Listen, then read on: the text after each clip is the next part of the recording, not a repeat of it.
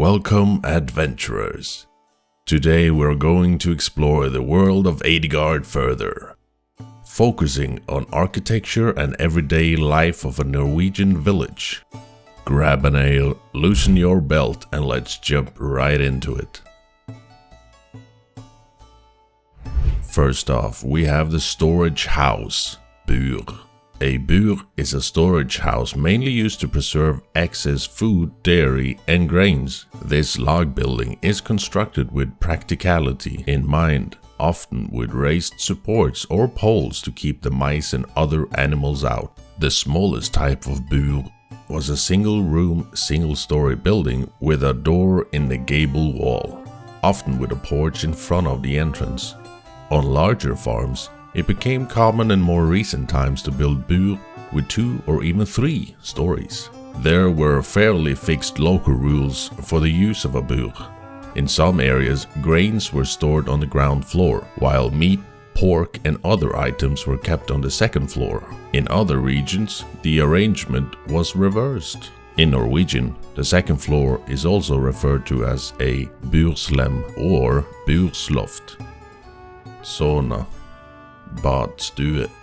A Nordic classic that we cannot miss in this list is a sauna that was originally a single-room log building constructed for dry or wet heat sessions as a type of bathing. The sauna was typically outfitted with a smoke oven made of natural stone in the center of the floor with no smoke outlet. Benches were built along the walls for sitting, but saunas were used in food preservation as well as healthcare. The saunas from time to time were converted into a drying house to preserve food. At this time, much of the original interior was preserved but slightly modified, often with additional benches stacked above each other. These were made broader and fitted with rails for holding items. Open hearth house, årestue. An årestue is a traditional dwelling house without a chimney, used for living, cooking, and sleeping. The building was open up to the roof planks with a central hearth, åre, on the earthen floor. The smoke from the hearth escaped through an opening in the roof, called a ljore. Benches, often used for sitting or sleeping, lined the walls. The årestue is a form of hearth house and sometimes features a small entrance hall. Before houses were built with a smoke stove or fireplace, årestue were the normal house types in Norwegian towns and villages, and were simply called stue. The word årestue is a new creation that came into use after the living rooms were put into museums, and the houses were classified according to their fireplaces. Firehouse Elhus. As the name suggests, an Eldhus is a building with a hearth. It functioned as a kind of rough kitchen where tasks like butchering, soap making, brewing beer, baking flatbread, and washing clothes were performed. Food for large gatherings was often prepared in the Eldhus, and it was also used to heat or cook animal feed. In most parts of the country, the Eldhus was a single-story log building with a door in one of the gable walls. An older type of Eldhus was partially dug into a slope, with 3 stone walls and a wooden front. The hearth was an open flame and the smoke exited through the ljore in the roof, which could be opened and closed with a wooden hatch, skjå. The åre as a hearth persisted in Eldhus for some time even after the chimneys became common in main houses. Guildhouse, Gildehus. One of the most iconic buildings that you would see in anything Nordic themed is the Guildhouse. The building type was also known as a gildestue, guild hall, or gildeskål, guild hall or bowl, derived from the Old Norse word skåli, which would mean the main building on a farm or the act of raising a toast. From the preserved Norwegian guild charters, gildeskår, we know that guilds met for 1 or more gatherings each year, and these gatherings lasted several days. During these meetings, members alternated between guild feasts, where they ate, drank, and raised toasts together, and participating in prayer services and soul masses in a nearby church. The guild feasts were required to take place indoors, and many guilds therefore had their own meeting halls. The village guilds, bygdegilder, were central hubs in their communities, much like churches and assembly sites, tingsteder. Loft, loft. A loft is a two-story building that existed in Norway as early as the Middle Ages. Typically, it featured one room on each floor and a porch, svalgang, along the gable of the upper floor, often wrapping around the building entirely. An external staircase led up to the porch, and each room had a separate entrance.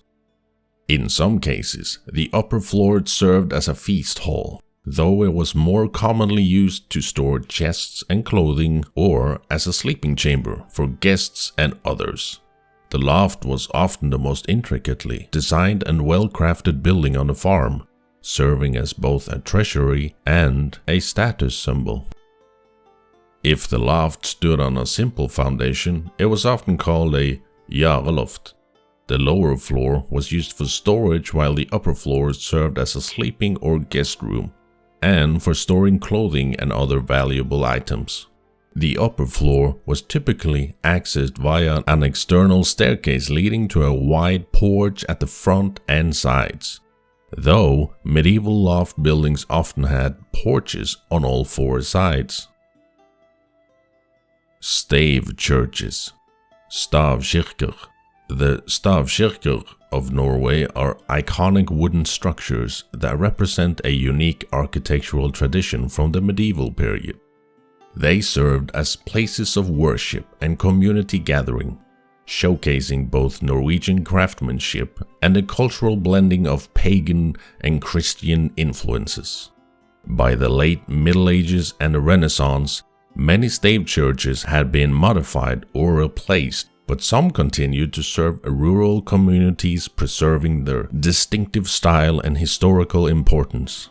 The defining feature of Staver churches is their construction using vertical wooden staves, or stav, as the primary structural elements. Staver churches played a vital role in the Christianization of Norway. Many were built on or near former pagan sites, symbolizing the transition from Norse beliefs to Christianity. They served as religious centers for rural communities, hosting baptisms, weddings, funerals, and weekly services. The decoration of Staver churches reflects the intersection of Christian symbolism with older Norse artistic traditions, resulting in a uniquely Scandinavian aesthetic. These intricate carvings, paintings, and structural elements served not only to beautify the churches, but also to convey spiritual and cultural narratives to their congregations. The portals of Staver churches are among their most striking decorative features. These were often elaborately carved with interwoven patterns, mythological creatures, and biblical motifs. Serpents, dragons, and other creatures from Norse myth often appeared, symbolizing chaos and evil being subdued by Christian faith.